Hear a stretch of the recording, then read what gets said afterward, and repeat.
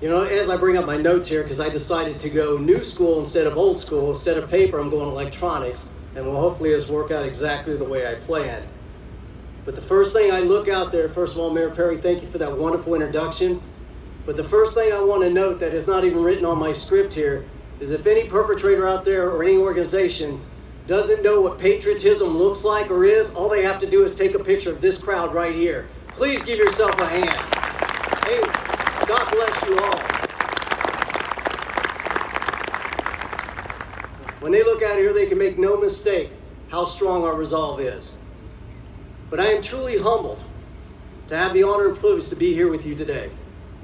Today, we as a nation pause to remember those 2,977 people on board United Airlines Flight 93 that crashed in Somerset County, Pennsylvania, those lives lost in the Pentagon in Arlington, Virginia, and all those lost at the World Trade Center in Lower Manhattan.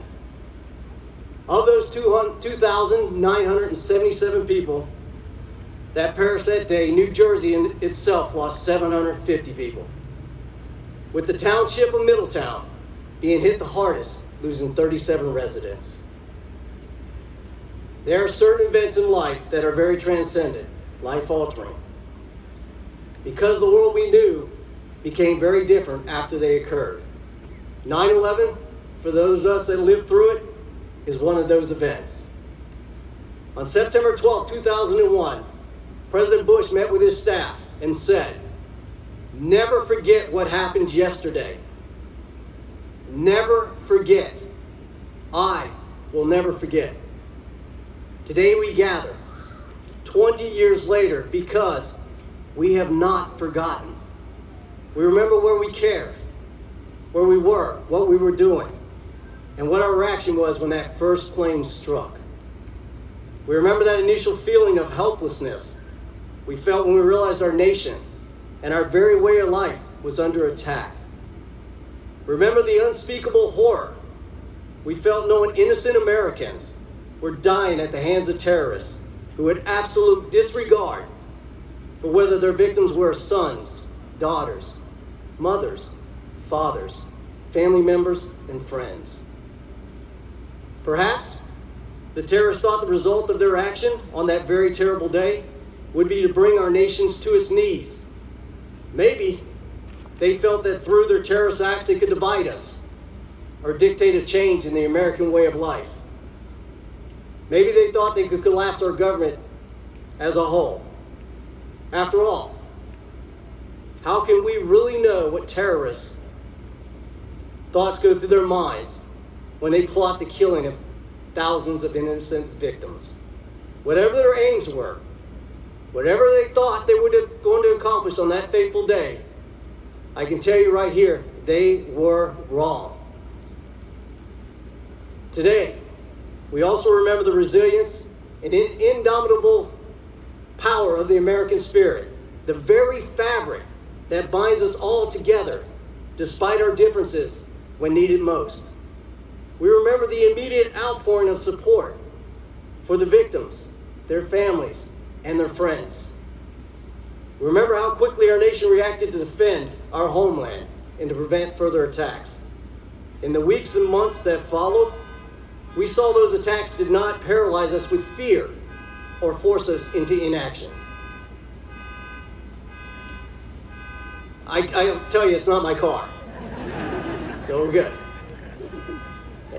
Instead, our American spirit prevailed as we came together as a nation while the world watched American qualities in action that made and continue to make this nation great. Dr. Martin Luther King Jr. famously said, "The ultimate measure of a man is not where he stands in the moments of comfort and convenience, but where he stands at times of challenge and controversy." I believe that saying also holds true for organizations and for nations. On September 11, 2001, the United States faced one of its greatest challenges in its existence.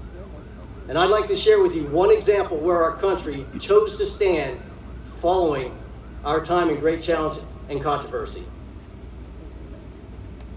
As a very proud active duty sailor of the United States Navy for the past 38 years, my example is naturally about a ship. Just like all of the Navy's 290 deployable battle force ships, this ship represents the fighting spirit of the Navy. This ship also represents something very significant and important, especially on this day.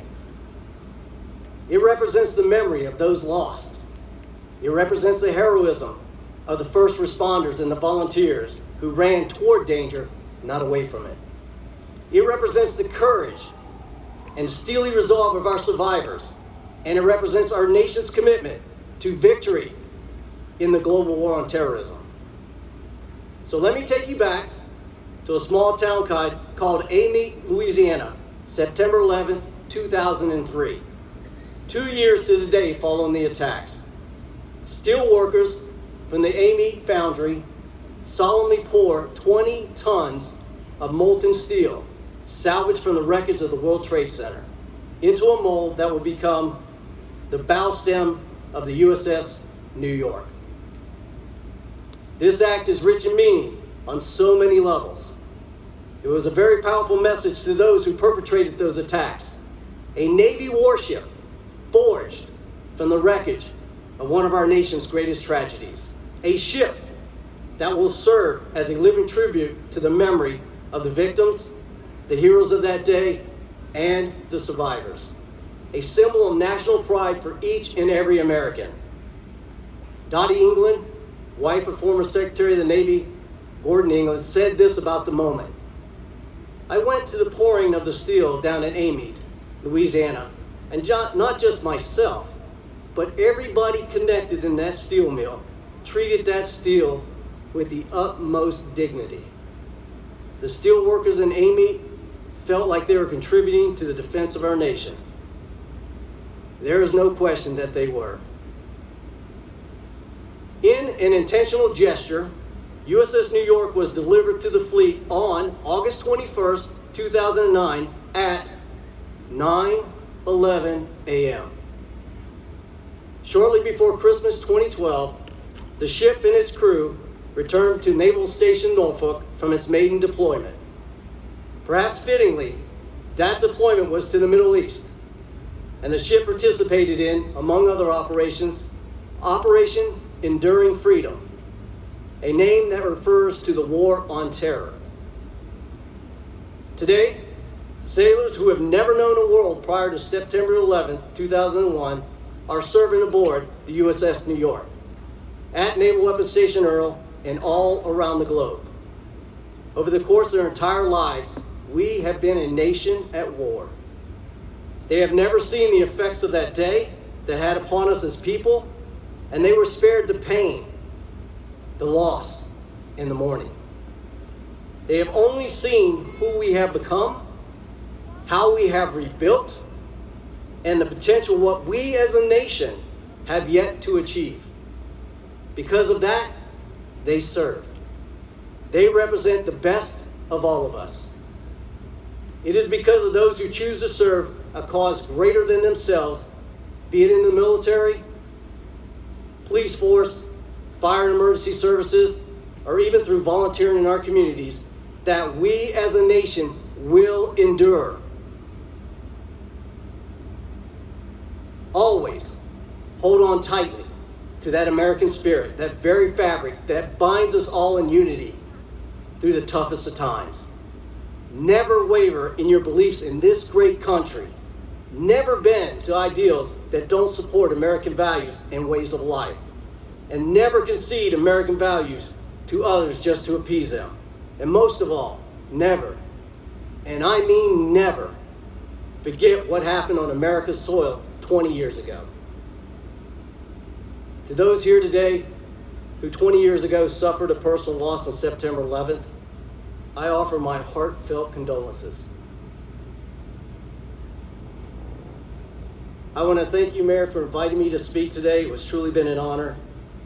And in closing, I just want to say, may God bless all of our first responders that run toward danger to save others. And may God bless you, your families, and may God bless the United States of America. Thank you.